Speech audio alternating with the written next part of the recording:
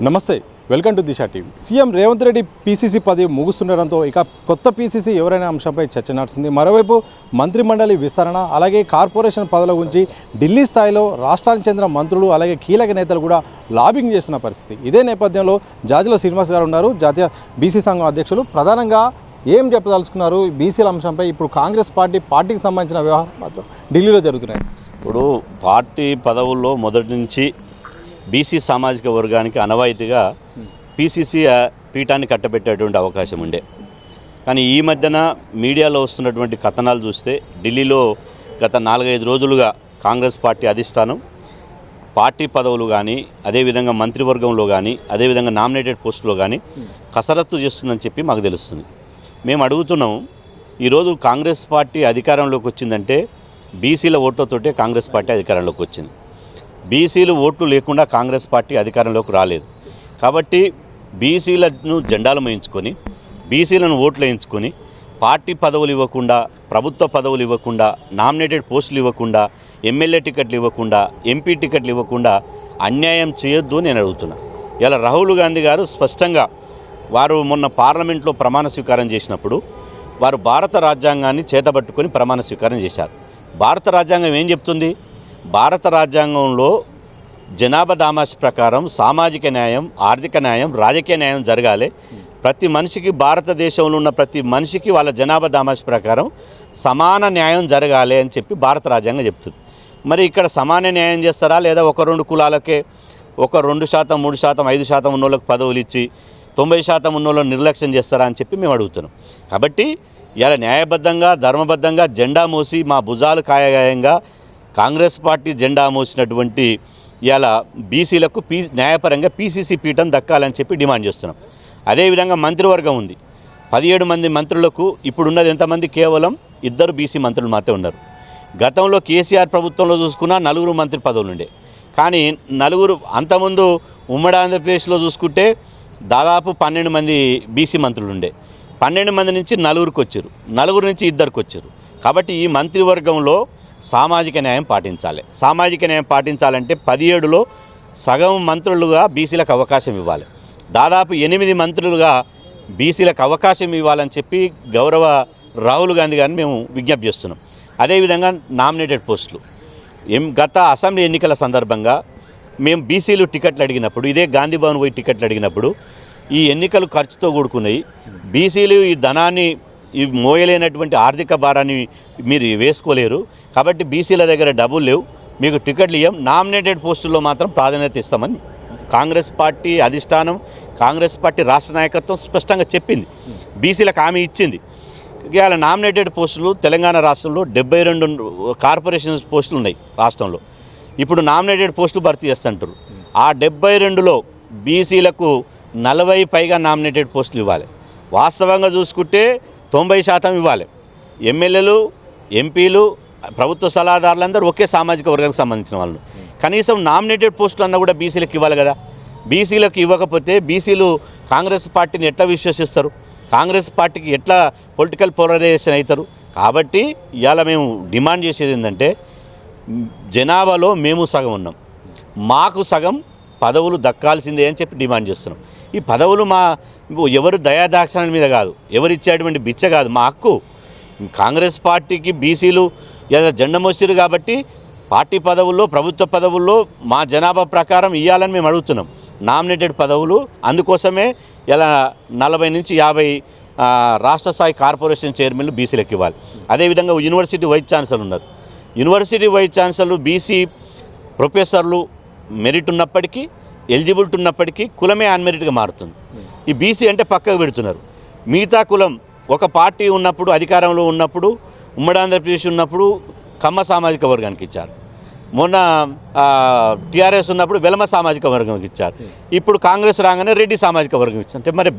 అంటే పార్టీలా లేకపోతే కులాలా?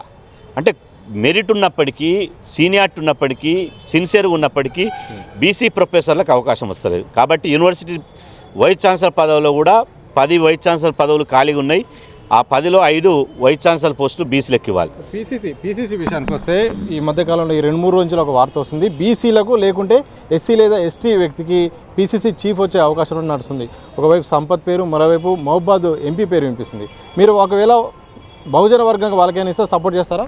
ఇప్పుడు మేము డిమాండ్ చేసేది మాకు ఇవ్వాలంటున్నాం, ఇంకోరికి ఇస్తే మేము వ్యతిరేకించాం. కానీ ఇదే సమయంలో కాంగ్రెస్ పార్టీ దృష్టి సారించాల్సింది ఏంటంటే, ముఖ్యమంత్రి అగ్రకుల సామాజిక వర్గానికి ఇచ్చారు, ఉప ముఖ్యమంత్రి దళిత సామాజిక వర్గానికి ఇచ్చారు. మరి బీసీలకు ఏమి ఇచ్చారు? బీసీలకు ఉప ముఖ్యమంత్రి పదవిలే, ముఖ్యమంత్రి పదవి రాలే. అట్లాంటప్పుడు కనీసం జెండా మోసి పార్టీ సేవ చేసేటువంటి పదవి కూడా ఇవ్వరా? కాబట్టి ఆల్రెడీ మా దళిత సోదరులకు ఉప ముఖ్యమంత్రి పదవి వచ్చింది, బీసీ సోదరులకు ఇక్కడ ఉప ముఖ్యమంత్రి పదవి రాలే. మేము నిజంగా ఉప ముఖ్యమంత్రి పదవి బీసీలకు ఇస్తే మేము అడిగేవాళ్ళం కాదు. కాబట్టి ఇక్కడ ఓసీలు ఎస్సీలు రాజ్యాధికారాన్ని పంచుకున్నారు. రాజ్యాధికారానికి దూరంగా ఉన్న వాళ్ళు బీసీలు. బీసీలకు జనాభా దామాషి ప్రకారం మంత్రి పదవులు లేవు, జనాభా దామాషి ప్రకారం ఉప ముఖ్యమంత్రి లేదు, అదేవిధంగా ముఖ్యమంత్రి లేదు, పార్టీ పదవులు లేదు, కార్పొరేషన్ చైర్మన్ లేదు, ఎమ్మెల్యే ఎంపీ టికెట్లు అసలే లేవు. కాబట్టి బీసీలను జెండాలు మోయించుకునే కాడ, ఓట్లు వేయించుకునే కాడ, రాజకీయ గులాంగిరి చేయించుకునే దగ్గర రాజకీయంగా ఊడిగం చేయించుకునే తప్ప కాన్నే ఉంచుకుంటున్నారు తప్ప రాజ్యాధికారంలో భాగస్వామిస్తలేరు. ఇవాళ కేసీఆర్ని పదే పదే కుటుంబ పాలన, కుల పాలన అన్నారు. కుటుంబ పాలన, కుల పాలన మీరు అధికారంలోకి వచ్చారు. మరి ఇవాళ మీరు మంత్రి పదవులు కుటుంబాలకు ఇచ్చుకుంటూ పోతే, కులాలకు ఇచ్చుకుంటూ పోతే మళ్ళీ మీరేమవుతుంది? కాబట్టి ఇది ఆలోచించాలి. రాహుల్ గాంధీ గారు గొప్ప మనసుతోటి, రేవంత్ రెడ్డి గారు కూడా బీసీలకు ఇవ్వాలని రేవంత్ రెడ్డి గారికి సంపూర్ణంగా ఉన్నది. కానీ కొంతమంది లాబింగ్ తోటి బీసీలకు ఇవ్వకుండా చేస్తారు. కాబట్టి మీరు న్యాయం, ఇప్పటికైనా సామాజిక న్యాయం కాంగ్రెస్ పార్టీ చేస్తుందనే విశ్వాసం మాకున్నది. చేస్తారని రేవంత్ రెడ్డి గారు ఇవాళ సామాజిక న్యాయం, ఎందుకంటే గత పార్లమెంట్ ఎన్నికల సందర్భంగా ముదిరాజులు బీసీలలో హైయెస్ట్ కులం, అత్యధిక శాతం ఉన్నటువంటి కులం ముదిరాజు కులం. ముదిరాజులకు గత టీఆర్ఎస్ ప్రభుత్వంలో ఈటల రాజేంద్రనాథ్ గారు మంత్రిగా చేశారు. ఈ ప్రభుత్వంలో ముదిరాజులకు అవకాశం లేదు. కాబట్టి రేవంత్ రెడ్డి గారు మహబూబ్నగర్ ఎన్నికల ప్రచారంలో వచ్చే మంత్రివర్గంలో ముదిరాజులకు ఇస్తున్నాడు. ఆ అవకాశం ఇవ్వాలి, ముదిరాజులకు ఇవ్వాలి. అదేవిధంగా మున్నూరు కాపులకు ఇవ్వాలి, విశ్వబ్రాహ్మణులకు ఇవ్వాలి, అదేవిధంగా కుమ్మరోళ్ళకి ఇవ్వాలి, రజకులకు ఇవ్వాలి. చాలామంది 136 కులాలు ఉన్నాయి, సంచార జాతులు ఉన్నారు, వెనుకబడిన ఎంబీసీ కులాలు ఉన్నాయి. కాబట్టి మీరు ఇచ్చిన కులానికే ఇవ్వకుండా ఇవాళ అన్నీ ఉంటాయి. ఇప్పుడు ఉదాహరణకు చంద్రబాబు నాయుడు గారు ఉన్నారు.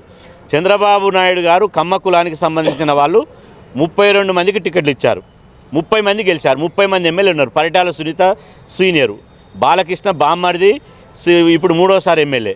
కమ్మ కులానికి సంబంధించిన వాళ్ళని పక్కన పెట్టి అదే అనంతపురం జిల్లాలో తన కులానికి ఇవ్వకుండా ఒక కుర్మ సామాజిక వర్గానికి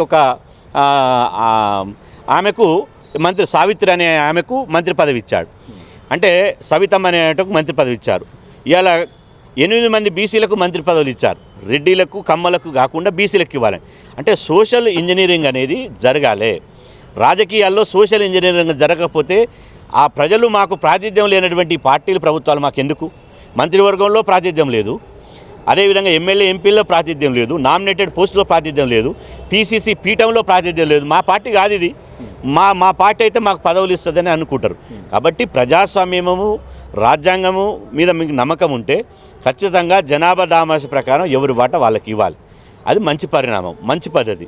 కాబట్టి మీరు ఇప్పుడిప్పుడే కొత్తగా వచ్చారు కాబట్టి ఈ విషయాలను 5 రోజులుగా ఢిల్లీలో కాంగ్రెస్ పెద్దలు రేవంత్ రెడ్డి గారు కసరత్తు చేస్తున్నారు. కాబట్టి ఎన్ని కసరత్తులు చేసినా తమ కులానికి ఇచ్చుకోకుండా బీసీలకు ఇంతవరకు ప్రాతినిధ్యం లేనటువంటి కులాలకు ఇవాళ రాజ్యాధికారంలో అవకాశం ఇవ్వాలని చెప్పి మేము డిమాండ్ చేస్తాం. మీరు అవకాశం ఇవ్వాలని మీరు చెప్తున్నారు. కొన్ని సమీకరణాలు అడ్డుకొచ్చాయని చెప్పి ఒకవేళ రాకపోతే సమీకరణల కారణం చూపించే అవకాశం ఉంది. కాంగ్రెస్ పార్టీ లాంటి దాంట్లో ఏదైనా జరగవచ్చు. దాన్ని ఒకవేళ జరిగినట్టు మీరు చెప్పిన డిమాండ్లకు వ్యతిరేకంగా అక్కడ జరిగితే ఆ పార్టీని కానీ ఆ ప్రభుత్వాన్ని కానీ డైరెక్ట్గా మీరు క్వశ్చన్ చేసే పరిస్థితి. ఇప్పుడు కాంగ్రెస్ పార్టీ ఎన్నికలలో ఏం చెప్పింది? ఇందిరమ్మ రాజ్యం అని చెప్పింది. ఇందిరమ్మ రాజ్యం గరీబోళ్ళ రాజ్యం. ఇందిరమ్మ రాజ్యం వస్తే ఎస్సీ ఎస్టీ బీసీ కులాలకు న్యాయం జరుగుతుంది, కులగణన జరగాలని చెప్పింది. మరి ఇందిరమ్మ రాజ్యంలో సమీకరణలు బీసీ ఎస్సీ ఎస్టీలకు అనుకూలంగా ఉంటాయని మేము అనుకుంటున్నాం. ఇలా 0.5% లేని వాళ్ళకు, 2% లేని వాళ్ళకు, 5% లేని వాళ్ళకి ఎట్లుంటాయి? ఎవరి జనాభా ఎంత ఉందో ఇందిరమ్మ రాజ్యంలో సామాజిక న్యాయం ఉంటుందని మేము ఆశిస్తున్నాం. ఒకవేళ కాదు కూడదంటే మేము చెప్పేది ఏమి ఉండదు. మేము చెప్తే ప్రజలు వినరు. ఇప్పుడు ముదిరాజులకు అవకాశం లేదు, మున్నూరు కాపులకు అవకాశం లేదు, విశ్వబ్రాహ్మణులకు, రజకులకు, కుమ్మరి, కమ్మరి, ఆర్యకటిక, నాయబ్రహ్మ, సగరవు పరి వీళ్ళకి లేదనుకో, వాళ్ళు ఏం చేస్తారు, అది ఈ పార్టీ మాది కాదని చెప్పి వాళ్ళే దూరం అవుతారు. ఇది చరిత్ర చెప్తుంది, మేము చెప్పింది కాదు. చంద్రబాబు నాయుడు ఎందుకు ఇచ్చిండు? చంద్రబాబు నాయుడు గారు 30 మంది కమ్మ సామాజిక వర్గానికి సంబంధించిన ఎమ్మెల్యేలు గెలిస్తే కమ్మలం కాదని బీసీలకు ఎందుకు మంత్రి పదవులు ఇచ్చాడు? అంటే ఈ వర్గాలతోటి ఓట్లు వేయించుకున్నాం. ఆ వర్గాల బాధలు, కష్టాలు, కన్నీళ్ళు ఏ వర్గంలో నుంచి వచ్చిరో వాళ్ళకు రాజ్యాధికారంలో భాగస్వామ్యం కల్పిస్తే ఆ కులాల సమస్యలు పరిష్కారం అవుతాయి. చట్టసభలో వాళ్ళ ఉంటే వాళ్ళ ఆత్మగౌరవం పెరుగుతుందని ఇచ్చిండు. కాబట్టి సోషల్ ఇంజనీరింగ్ జరగాలి, జరగకపోతే ప్రజలే తెలుస్తారు. ఓకే, థ్యాంక్ యూ అండి. మొత్తంగా పీసీసీ విషయంలో మాత్రం బీసీ అభ్యర్థికి మాత్రం బీసీ వ్యక్తికి ఇవ్వాల్సిన అవసరం ఉంది. అలాగే మంత్రిమండలి విస్తరణలో భాగంగా అలాగే నామినేటెడ్ పోస్టులో మాత్రం బీసీలకు సముచిత స్థానం కల్పించాలని జాజుల శ్రీనివాస్ గౌడ్ అంటున్నారు. మరోవైపు ఎన్నికల్లో కీలకంగా బీసీల ఓట్లతోనే ఈరోజు కాంగ్రెస్ పార్టీ అధికారంలోకి వచ్చింది. బీసీలకు న్యాయం చేయాల్సిన బాధ్యత కూడా ఉందన్నట్టు కూడా వారు చెప్తున్న సందర్భం చూడొచ్చు. కెమెరా పర్సన్ సంతోష్, సతీష్, దిశా టీవీ, హైదరాబాద్.